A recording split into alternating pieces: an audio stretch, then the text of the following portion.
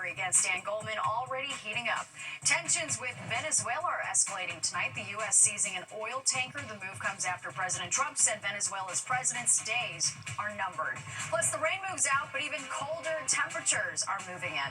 Welcome to the 10 o'clock news. I'm Natasha Verma. Steve has the night off. We're saying goodbye to the rain for now, but the bitter weather, it's sticking around. Chief Meteorologist Nick Gregory has a closer look at these Arctic temperatures. Very cold, Nick. Yeah, it's getting cold again for sure after we get a little break today in the mid-upper 40s across the area. We did have a little snow up north. We still have this winter weather advisory as you get up into Sullivan County and Ulster County and points north. It's going to go to 1 o'clock in the morning. The snow has ended there, but you can be careful. The roads could be a bit slippery.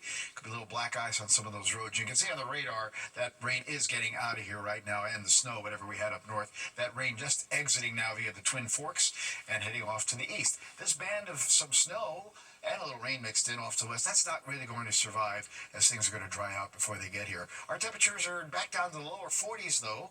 You go from the east end of the Long Island right down to the Jersey Shore, and we're right at freezing there at Monticello. And above freezing, though, at Poughkeepsie, not so bad there at 37. Wind, though, that's a factor. It's now southwesterly. It's 5 to 10, gusting to 20. By tomorrow, it's going to be gusting to 40, and that wind direction is going to change as the storm system that you're going to see here moves off to the north and east, and we're going to start to see that strong northwesterly wind that's going to bring on some pretty chilly temperatures as we start out the day in the 20s and low 30s across the area. You'll see that here on the Futurecast. There's those 20s off to the north and west and low to mid 30s along the coast. Windy day, sun and clouds, and yeah, look at this, couple of snow showers might pop up in the afternoon as temperatures get back to only the middle 30s. Cold tomorrow night, back down to the teens, some suburbs, 20s in Midtown, and then on Friday, good day, sunshine, a bit breezy, but temperatures once again below average, holding in the middle 30s. Natasha. All right, Nick, thank you. Well, City Controller Brad Lander is officially running for Congress, picking up big endorsements along the way. Fox 5's Linda Schmidt joins us live with what this means for the upcoming primary. Linda?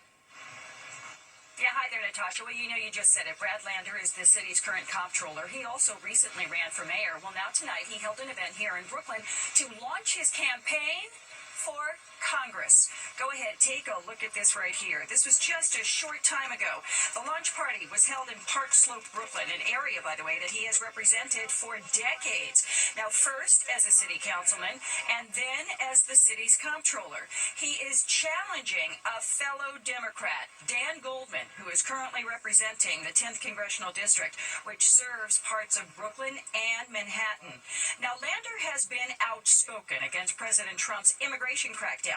He was arrested by federal agents as he was trying to escort migrants away from a federal immigration court in lower Manhattan. And then Lander was arrested again when he protested the treatment of migrants by ICE. By the way, he is taking that case to court. Well, earlier tonight, as he was arriving, we caught up with him as he was arriving at his campaign launch tonight. Specifically, what do you think you can do better than Dan Goldman? Yeah, organize my neighbors to win big fights. We're standing in the Nighthawk Theater, which almost got converted to condos. Neighbors fought together. We made it a community asset.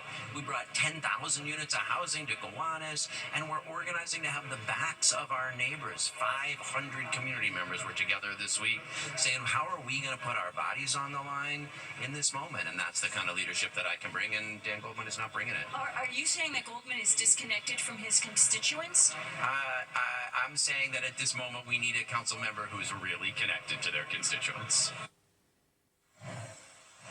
And by the way, Mayor-elect Zoran Mamdani, a fellow progressive, Brad Lander is also a progressive, as well as Senators Bernie Sanders and Elizabeth Warren, they have all endorsed Lander for Congress. However, none of them were here tonight. As for Congressman Goldman, well, his campaign got back to us and issued a statement saying that he is focused on fighting President Trump's immigration policies and his immigration crackdown, and that he will deal with Brad Lander and any other challengers in the new year.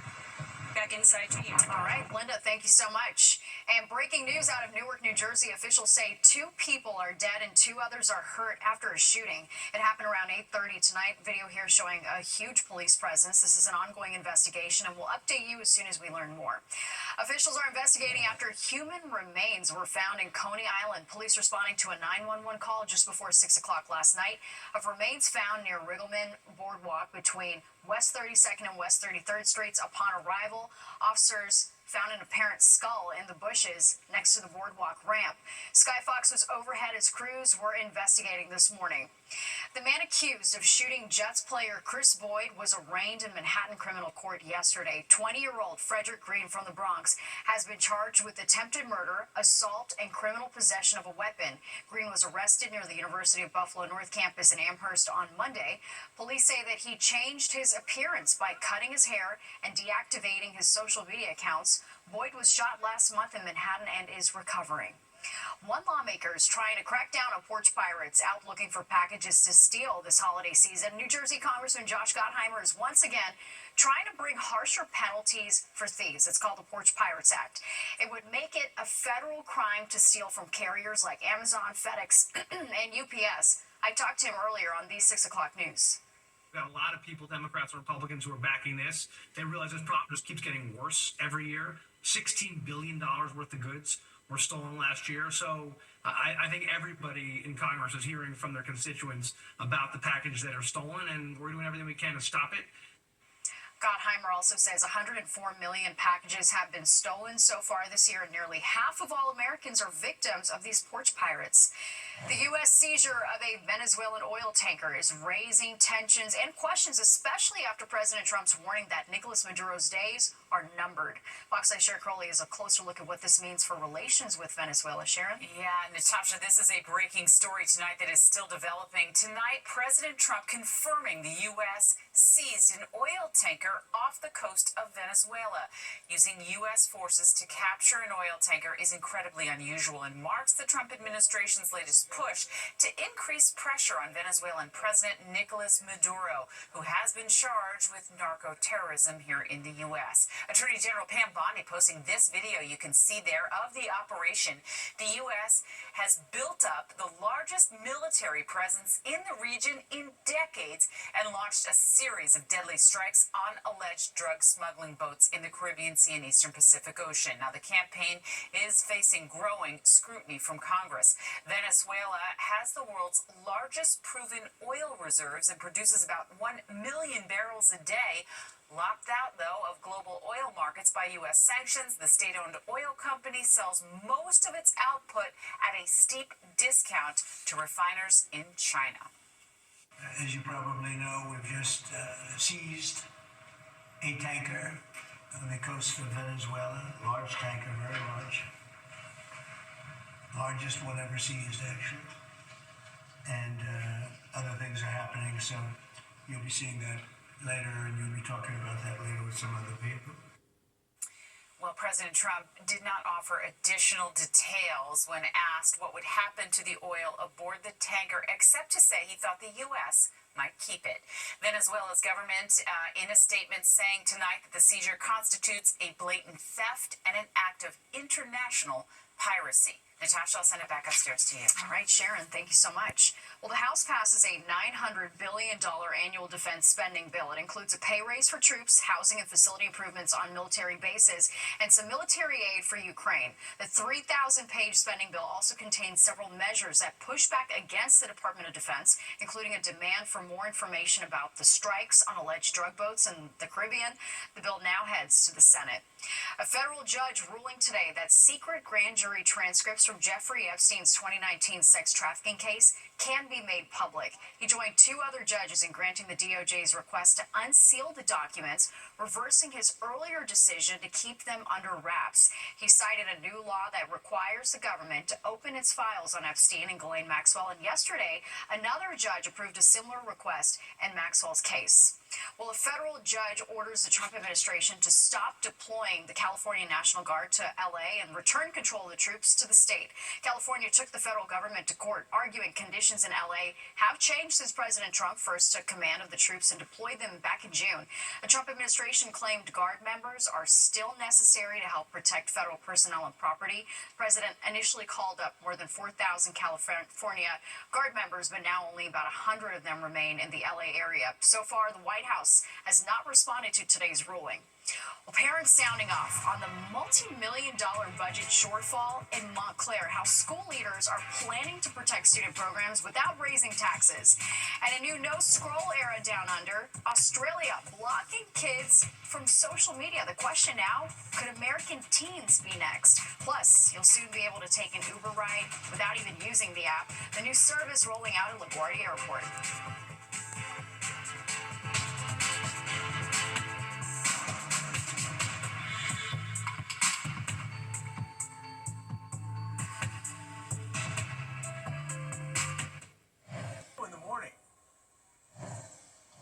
The Federal Reserve cutting interest rates today. It's the third time this year the Fed's rate is now about 3.6%, the lowest in about 3 years. Lower rates can bring down borrowing costs for mortgages, auto loans, and credit cards over time. Fed Chair Jerome Powell says the Fed's key rate was close to a level that neither restricts nor stimulates the economy. That's a significant shift from earlier this year when he described it as high enough to slow the economy and quell inflation. With today's decision, we have lowered our policy rate 0.75 percentage point over our last 3 meetings. This further normalization of our policy stance should help stabilize the labor market while allowing inflation to resume its downward trend toward 2% once the effects of tariffs have passed through. Fed officials also signaled they expect to lower rates just once next year. The school district in Montclair, New Jersey is facing a multi-million-dollar budget crisis. It's front and center, and tonight Fox 8's Kendall Green was at a meeting looking at the district's plans moving forward.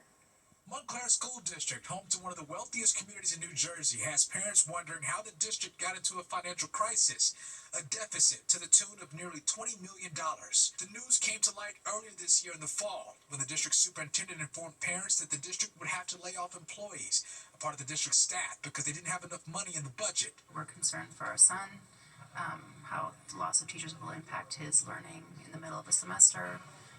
We don't have clear answers on what will take place. Montclair's Education Association Union president shared with Fox 5 back in November, 103 staff positions within the district were slated for termination.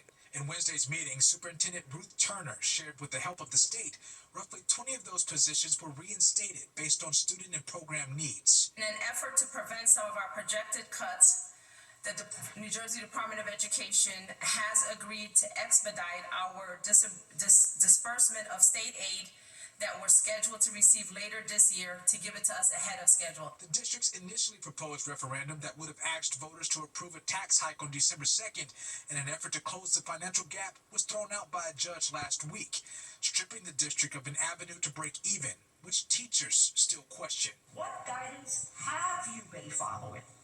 Is it the same guidance that produced legally insufficient ballot questions? The current financial hole will force layoffs, which some have reportedly began already, while more will take effect next semester, beginning January 5th. So many parents are left to question what's next for the district, while questions loom surrounding how they got in the financial crisis in the first place. At least our current superintendent is trying to be transparent about next steps. That's a good thing, but there's still so many unanswered questions, and I think that's why the community is out today as well as we are. The district superintendent shared they'll host another meeting on January 5th where they'll propose a newly revised ballot question and have approved to have a special election slated for March 10th. In Montclair, Kendall Green, Fox 5 News. It's crunch time on Capitol Hill. COVID-era Obamacare subsidies are set to expire December 31st. And unless Congress takes action, premiums will skyrocket for millions of Americans. On Thursday, the Senate will vote on dueling plans. Democrats want a 3-year extension on the ACA subsidies, while Republicans will push a new proposal to expand health savings accounts. But without bipartisan support, neither bill is expected to get the 60 votes needed to pass. Tomorrow is a moment of truth for the Republicans here in the Senate. Are they going to bring health care costs down, or will they sit by and let premiums explode for millions of Americans? We Republicans are trying to make it better. We want money in your pocket for your out-of-pocket, and they want you to front the whole thing. The House is also working on its own health care plan. Speaker Mike Johnson says a bill is expected to be on the House floor next week. Tonight, the Red Cross is providing housing for dozens of people after flames tore through their apartment building on the Upper West Side Tuesday morning. 6 people were hurt when the 4-alarm fire engulfed the upper floors and roof on West 107th Street. That's near Amsterdam Avenue. 46 people were displaced and are being housed in nearby hotels. Preston Smith is the parish manager at the nearby Ascension Church. He says some have lost everything. We especially need heavy coats, winter wear, because many of the victims came out on the street. And we shouldn't say victims, we should say residents, but just wearing pajamas and such. So we need shoes, we need socks, we need heavy coats and hats and things.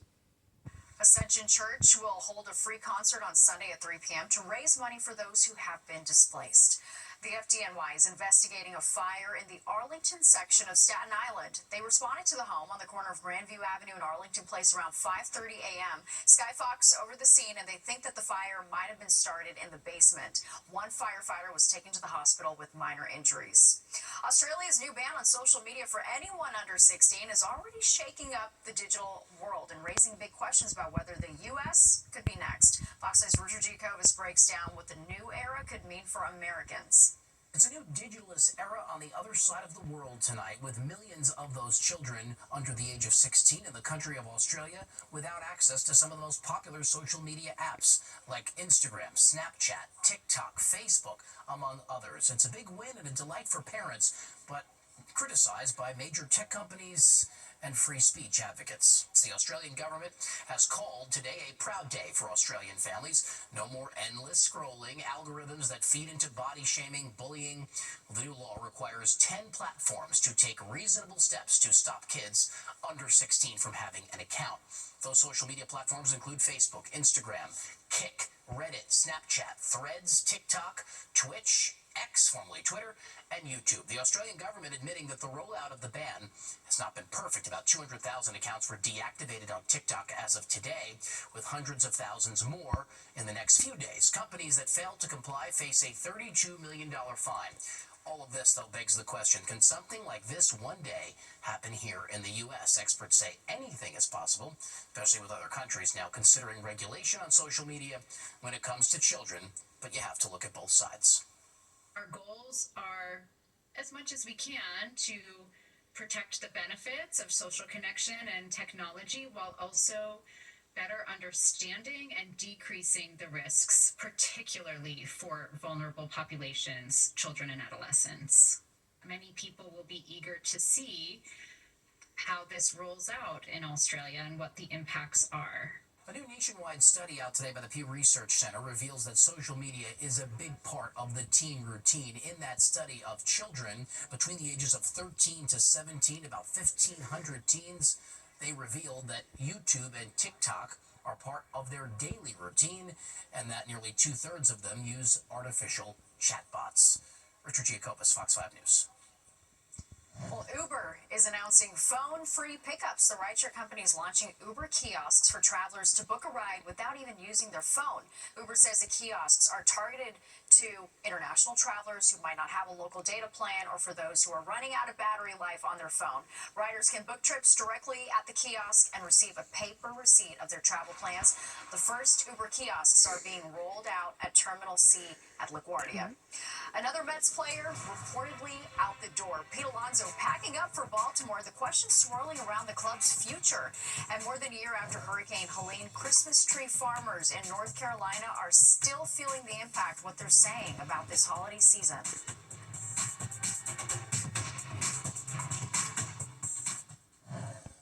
North Carolina is still reeling from Hurricane Helene more than a year later, and for Christmas tree farms, that makes it extra tough this time of year. North Carolina ranks second in the nation for Christmas tree production, and many farmers in this area were right in the path of Helene's destruction. One farmer says he lost tens of thousands of trees, and he's hoping to one day recoup his loss. They were panicking, trying to get to their fields, having to make makeshift bridges, bulldozers to just dig out and drive through the water if it's not too high. He also says business has been steady this year, and he's hopeful that sales will grow over the next few years. All right, time to check the weather in our area, and it's going to get really cold, Nick. Yeah, it's going to be really cold. Not as brutal for a while, anyway, that it was recently. But, by the time we get to the second half of the weekend, a real surge of cold air is going to come in. But until then, yeah, it's still going to be really cold, as you'll see coming up here in the forecast, as we watch the system kind of move along here. So the rain is done in the city, just exiting the eastern end of Long Island. And the snow, by the way, that we had in our farthest northern spots, that's moving out of the picture, too. So some good news, again, coming in that department. We'll sort of take a look at the wide view here, and I guess we're not going to be able to do that. But as we do look at our futurecast, we can see that we'll get a little clearing trend coming in as the night goes along. But look at the streaks in the clouds in it tomorrow. Very windy day, winds gusting over 40 miles an hour. And it's sort of a combination of sun and cloud, and you can see some snow showers maybe, particularly north of the city, as we get to about the early to mid-afternoon time frame, and that threat going on into the early evening, and then just kind of breezy and cool, or cold really, tomorrow night on into Friday. Friday will feature a good amount of sunshine, but temperatures both tomorrow and Friday are going to be struggling to get back on into the middle 30s. And tonight they're going down to the low and middle 20s. You get some of those northern suburbs. Again, the rain and snow up there coming to an end. And notice about 31 in the city and close to the freezing mark, or around 30 degrees as you go along the coast. For tomorrow, sun, clouds. Big story is going to be the wind. Again, out of the west-northwest, 25 miles an hour, gusting to over 40. And the temperatures, even though today we managed mid and upper 40s, we're only heading back to the low and middle 30s in most of the area tomorrow. Looks like it's going to be cold again on Saturday, Natasha. And I'm going to worry about a little bit of snow here maybe for late Saturday night or Sunday morning. All right, I'm all ears, Nick. Thank you. The Mets bleeding talent again. First their closer, now their polar bear. Pete Alonso reportedly heading south, and fans are furious. And a first-of-its-kind task force is taking on the toughest crimes. Their plans here in New York.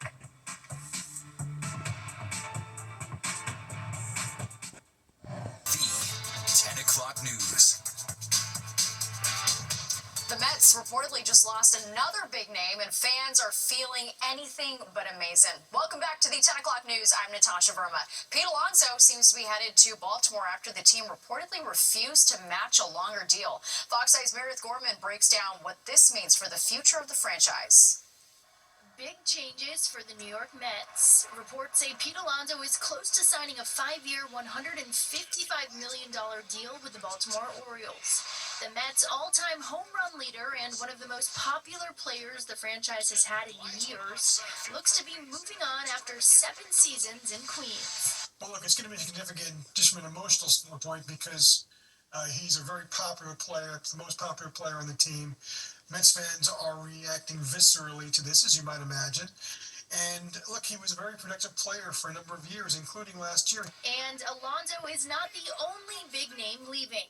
His reported deal comes after Brandon Nimmo was traded to the Texas Rangers in November, ending his long run as one of the Mets' most steady outfielders. On top of that, star closer Edwin Diaz declined his option and signed with the back-to-back World Series champion Dodgers on Tuesday, leaving the bullpen with a major gap to fill. Baseball fans are frustrated with the off-season losses for this franchise. When I saw it on the internet today, I was like, what did they do? Why didn't they open up the vault? I mean, this guy is like, not a legend, but it could be a legend. And for them to let him go, obviously they've spent a lot of money in that team, so I don't really understand it. I think it's a very Mets thing, and I don't understand when that guy has more money than the teams combined that both these players went to. And people kept asking me, why do you think Pete Alonso went to Baltimore? I'll give you 155 million reasons why he went to Baltimore. With so many key players leaving the Mets, fans are now left wondering what's next and how quickly this team can redefine themselves. Meredith Gorman, Fox 5 News. Several agencies meeting in Brooklyn today to get ready for large-scale events next year. Just to name a few, the 250th anniversary celebration of the U.S., Sail 250, Fleet Week, and, of course, the biggest of them all, the FIFA World Cup. Federal, local, and state representatives say their top priority is keeping people safe. Over 60 agencies, over 200 people, everybody from the United States Navy is here, the Coast Guard, members of the National Guard, New Jersey State Police, city agencies, the state, other partners from the federal government, FIFA, the host committee, all of them are here today, really making sure that we're working together, sharing information, and getting ready for this summer that is going to be one big summer here in New York City.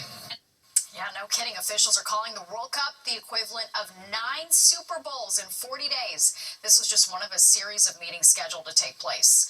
A new federal task force is launching to target drug trafficking, homicides, and other serious crimes across the country. Fox 8's Antoine Lewis takes a look at how multiple agencies are joining forces to take down these criminal networks. Federal officials are calling this task force the first of its kind. So here's what's going on. The feds say it will be led by Homeland Security Investigations and the FBI, but will collaborate with several other law enforcement agencies to target transnational criminal organizations and foreign terrorist organizations. Now, the Homeland Security Task Force will be focusing on federal violations, including but not limited to drug trafficking, human trafficking, homicide, money laundering, and extortion. Officials say the goal is to combine federal, state, and local resources to address these threats more effectively than any simple agency can do alone. Today's announcement of our whole of government commitment to Homeland Security is, at its core, about public safety for all New Yorkers. New Yorkers want public safety. They want our parks, schools, subways, and streets to be both safe places and places that feel safe. Federal officials say the task force was first announced by the president back in October as part of a national rollout of similar Homeland Security task forces around the country. Antoine Lewis, Fox 5 News.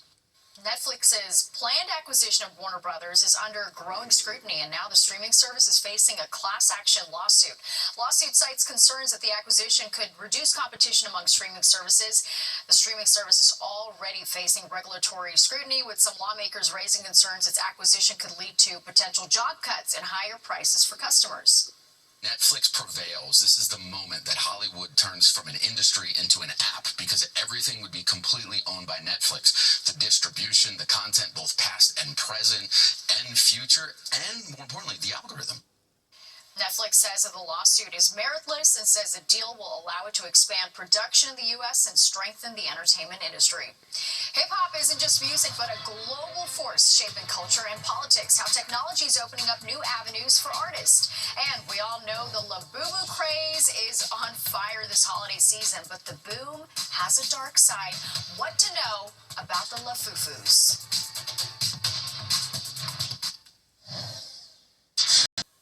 Welcome back. Rapper Nas checking out construction of the Hip Hop Museum in the Bronx. Take a look. He toured the site today, just weeks after announcing he's teaming up with Resorts World New York City to donate a combined $2 million to the museum. Their partnership comes a year after Nas supported their proposal to expand the casino in Queens.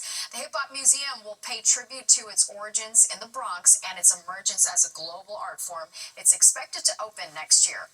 And from the boogie down Bronx to the streets of UK, there's no denying hip hop is heard worldwide, and it continues to change the landscape of music. And this week's episode of Street Soldiers, Lisa Evers takes a closer look at the new sounds of hip-hop and how artists are taking full advantage of social media and AI. We all know hip-hop has expanded and exploded globally, and that the culture continues to evolve and redefine itself with new energy and talent. Now thought leaders emerging from hip-hop culture are impacting more and more areas of our lives. Hip-hop remains a global powerhouse with mega-billion streaming artists like Drake and Kendrick Lamar. They not like us. They not like us. But everything is subject to change now that there are new AI tools. Platforms like YouTube democratize music by allowing artists to take their creations directly to listeners. YouTube Director of Music Culture, Chuma Basa, says AI will open up even more new avenues for creative expression. Basa knows he created Spotify's popular and influential Rap Caviar playlist. If I have talent, if I have taste, or I have a vision, now it's just pressing buttons and putting it together, and my vision or my taste manifested in this creation, whereas before, you know what I mean? Like, I wouldn't have been able to. Nobody ever made me feel safe. Female artists continue to push the culture forward with established stars like Cardi B and Nicki Minaj. Only on them seats if it's breeze, red ruby the sleeve. And newcomers like Glorilla, Sexy Red, and Ice Spice. Brooklyn Brooklyn's own Stunna Sandy is determined to be next. She says as an artist, she's ready to define the next new frontier. I just feel like women should be taught that they can do anything and they can be whatever they want to be, and they can speak up for themselves and they can be strong and they can do anything. Newark City Councilman Dupre Kelly first became known to millions of fans around the world as Do It All of the hip-hop supergroup Lords of the Underground. You can still see them on tour, but now he's also using his voice and his vision to create a better life for the residents of Newark's West Ward. He's also inspiring children with his and Kyrie Williams' new book, You Can Do It All. He believes human authenticity can't be undercut by any technology, only enhanced. If you are creative, that's what's going to always stay the same. Your morals of how of thinking of something and believing that you can manifest it. Now, the tools to help you do those things will change. They will be altered. Join us and find out more about these exciting new frontiers on Street Soldiers this Friday afternoon at 4:30, right after the 4 p.m. news block. I'm Lisa Evers, Fox 5 News. Well, Labubus are one of the hottest items this Christmas, but you have to make sure that the one you buy is the real deal. The craze has gotten so crazy that the fake versions, aka Lafufus, are selling out. More than 1 million fake Labubus have been seized by the Chinese government. They sell for anywhere between $5 and $40. Well, a very special guest joined us on Newsroom Live tonight, Mr. Las Vegas himself, and he's sharing more of his iconic career and even an upcoming show here in New York. Plus, Nick is here with the forecast. Hi, Nick. Hi, Natasha, and our forecast is drying out overnight, but it's getting colder again overnight, and the wind's going to be a story on into tomorrow, and could there be a little snow over the weekend? Well, the forecast comes back when the 10 o'clock news returns. Many jobs are available with the City of New York today. Get connected to career opportunities as a teacher, school nurse, correction officer, taxi inspector, and more. Whether you're starting out or looking for a change, there's a place for you with the City of New York. Start right now at deliveringforyou.nyc or call 212-386-5000. Hiring professionals are waiting to help. Work with NYC is where you're meant to be. Deliveringforyou.nyc. We welcomed a special guest on Newsroom Live today, legendary entertainer, Mr. Las Vegas, Wayne Newton. Fox 6's Richard J. Kobus talked to him, hearing all about his iconic career, and he's got an upcoming performance, too. He does. He has 2 performances, and you're learning now that there's only one Wayne Newton, and there's only one Mr. Las Vegas as he prepares to embark on his 67th career in show business. Tonight, Mr. Las Vegas spoke to me live from the Vegas Strip in a 30-minute interview on tonight's Newsroom Live. Wayne Newton still performing 3 nights a week, a personal show for this legendary entertainer who will bring his extraordinary talents to New York City later this month. It's the Midnight Idol, live and in person.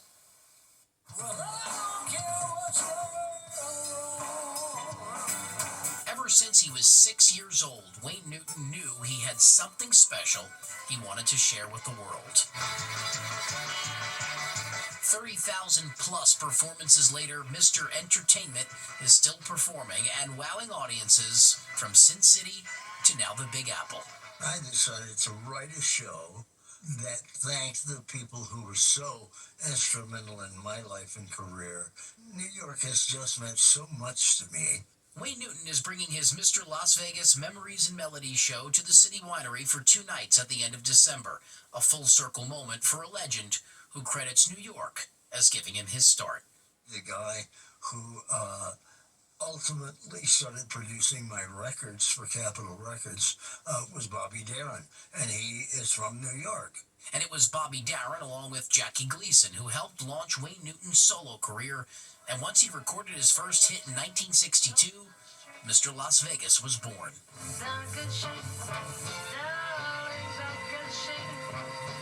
The announcer said, this is a brand new young singer that's supposed to be a guy, but we think it's actually Margaret Whiting. But that was no Margaret Whiting. At 21, Wayne Newton had a breakout hit with Donka Shane, solidifying his status as a Vegas headliner.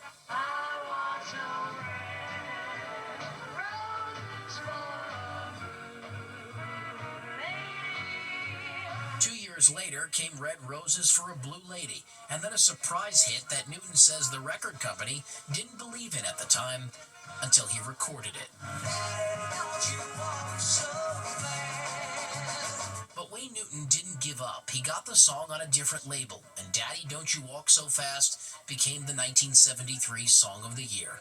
Oh my God, it's Wayne Newton! But it was this starring role in 1997's National Lampoon's Vegas Vacation that introduced Wayne Newton to a whole new generation of fans.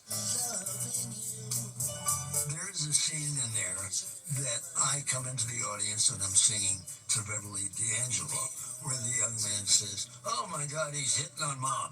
And what most people do not know is that my mother-in-law was in the next row as an extra for the film. Wayne Newton's stories are endless, and he's still sharing them 3 nights a week in the place many people say he put on the map, Las Vegas. And at 83, he's showing no signs of hanging it up.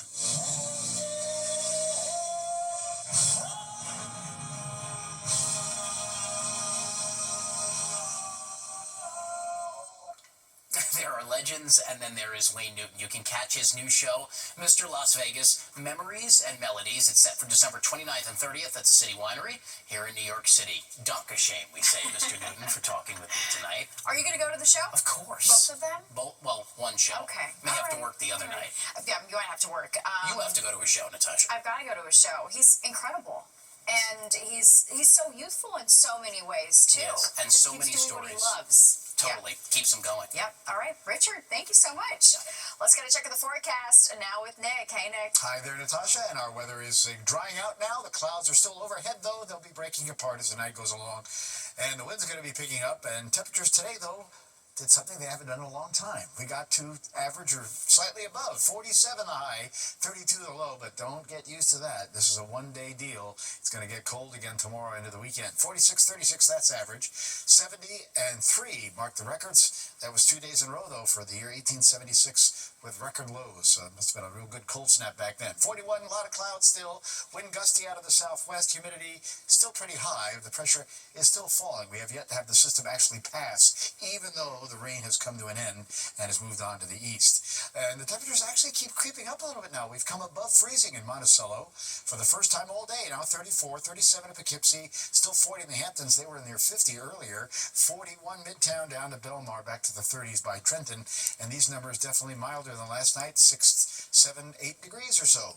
And we do have the southwest wind to thank for that, bringing up some of that milder air ahead of the system that is going to be moving through overnight. Right now, it's not so bad, averaging near 10 miles an hour, but the gusts are going to be picking up. Right now, the strongest gusts we see at East Hampton is 16, but you'll see those gusts increasing to over 30 miles per hour overnight, and tomorrow they'll be gusting over 40 miles per hour out of the west-northwest to bring in that colder air. So the rain exiting via the east end of Long Island, the snow that we had up in the areas from Sullivan County and Ulster County north, that's come to an end. And again, some of the high temperatures happening in the last hour as you go north and west. But we did get 50 at Islip, high 40s, Bridgeport to Hartford to Midtown. That really happening also as you go into New England. 50 at Providence today. Hey, in upstate New York, finally above freezing. Been in the 20s a lot lately, but hey, we made it to 38 in Rochester today. 40s Washington, D.C. State College getting above freezing, 37. Chicago getting to 40 today. They didn't get over 30 yesterday. And then 50s appearing down into the Carolinas, into Tennessee. But like I said, don't get used to it because things are going to be changing again heading into tomorrow. All right, so the rain moving off to the north, the snow moving off to the north, the drier air coming in from the west as the storm system itself is now moving towards western New York State and up towards eastern Canada. So we're in that little warmer sector for now, but this cold front eventually comes on through. And like I said, we'll get back into those colder temperatures all the way filtering into the northern plain states. Only 28 Minneapolis today, Green Bay at 28. Mild through the south, 60s and 70s, Texas, Gulf Coast, 83 Miami, 70s to 80-degree weather, Southern California. Back to 50s and 60s in the Pacific Northwest. All right, sky goes mainly clear overnight as temperatures dip to the upper to middle 20s. In most areas north and west, there's 21 there for Sullivan County. Low to mid 30s for the city along the coast. And for tomorrow, sun and clouds combined, a windy day. And look at this, we get into the afternoon, a couple of snow showers not out of the question, particularly north of the city. Cold tomorrow night down to the teens, some suburbs. and mid to upper 20s in town, and then we get to some sunshine again Friday, but again, it is going to stay cold as temperatures kind of stay in the middle 30s. 31 tonight in town, 20s in the burbs for tomorrow. We'll get back to 36, but a very windy day and a couple of snow showers in the afternoon. 36 breezy on Friday. We stay in the 30s to about 40 on Saturday, but a little snow Saturday night. Got to watch Sunday morning. Could be a couple of inches of snow. We'll have to keep an eye on that. Windy and cold in a Monday and Tuesday, drying out still for Wednesday. Natasha. All right, Nick, thank you. Well, behind one of Brooklyn's mega churches and award-winning choir is the heart and soul of the congregation. We go behind the curtain to see how their music brings a community together.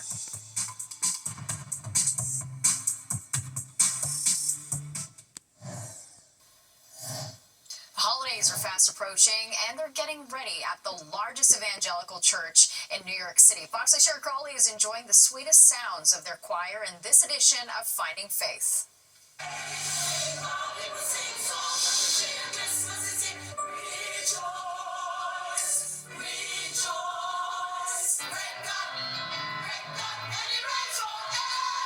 The heavenly sounds you hear resonating from inside the Christian Cultural Center are coming from its world-famous choir.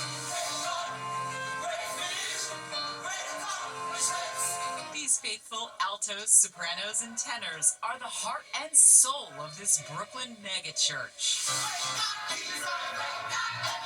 Choir director Kimberly Harley leads this group with joy.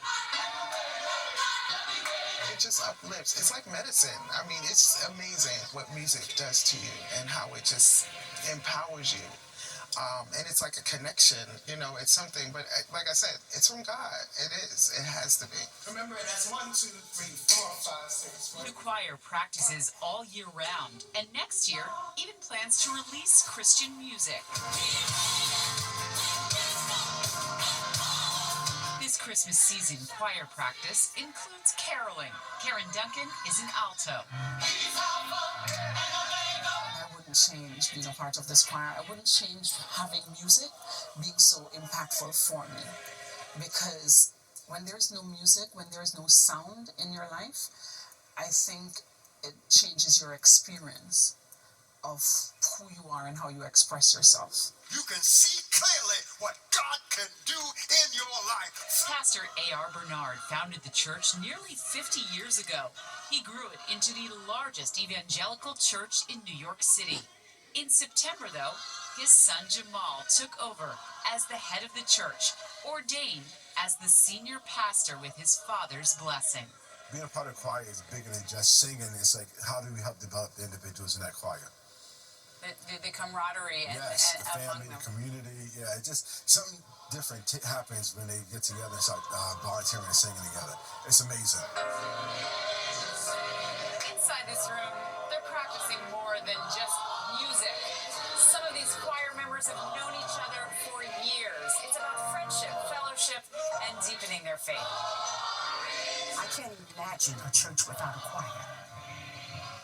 Because without the choir, what do you have? I mean, the word is wonderful, but let's be lifted up. Let's praise Him. Let's praise God. That's what we're here for.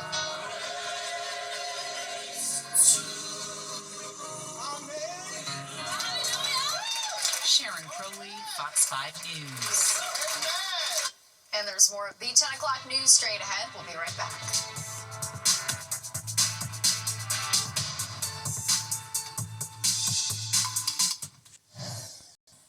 A deer hoping to become a member of Santa's sleigh team found itself in quite the mess. Police in Jonesboro, Tennessee say the deer broke into a Christmas store and spent some time rummaging through the shop and checking out ornaments. The deer was eventually caught when it tried to slip under a chair. It got wedged in, but then the deer took off running.